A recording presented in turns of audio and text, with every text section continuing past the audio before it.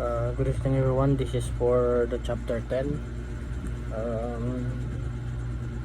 What are we going to talk about is about what I have learned about the chapter 10, which is the environmental safety.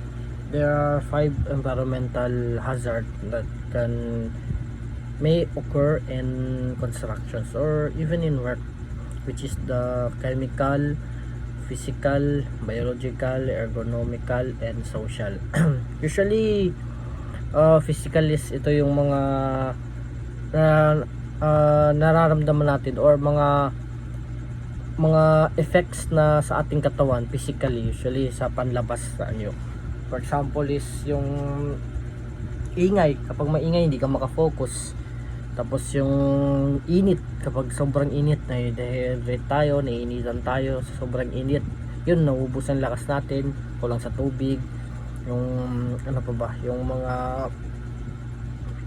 yun, napapressure tayo kasi sobrang daming work, or else pinapabilis tayo ng boss natin, sabi na dapat ito within this day, dapat tapos na to, dapat ito naakyat mo na dun, which is yung mga ganun, which is sometimes sa sobrang sa gusto natin tapusin, na discretion na tayo, na napapass out tayo kasi sobrang pagod. Yun nga yung mga effects ng sa ating physically. Tapos yung chemically, yung syempre kung chemical, mga amoy, mga radiation, mga kung ano-ano pa na possible na maka-effect sa ating health.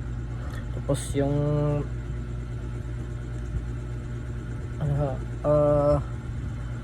socially, syempre yung pag wala na tayong tawag dyan, wala tayong inspiration, wala tayong gana magtrabaho kasi sabihin natin ganito, sobrang strict ng boss natin, tapos nalulungkot na lang tayo, tapos pag uwi natin sa bahay pagod pa. Tapos yung mga biologically, yun din, isa din ata ang biologically, same as ano lang din siya sa chemical.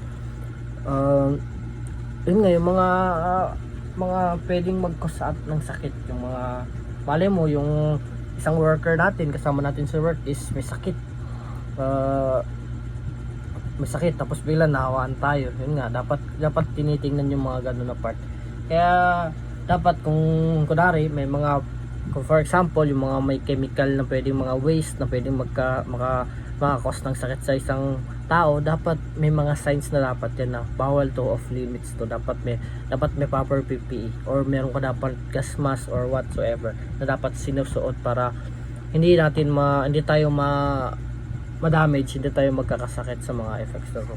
Then yun lang ang naintindihan ko sa chapter 10, which is yun nga about sa safety pa rin, dapat environmental safety, yung mga yun nga pangkalahatan na dapat. Kasi itong chapters to, usually itong mga chapters na to, ito pag-uusapan natin, bawat isa nito is about the safety pa rin talaga, which is ito naman is about sa yun na environmental safety, mga pangkalahatan, anong mga pwedeng cause and effects ng mga ito. For example yung chemicals, yung mga loose debris, yun nga yung mga hulog.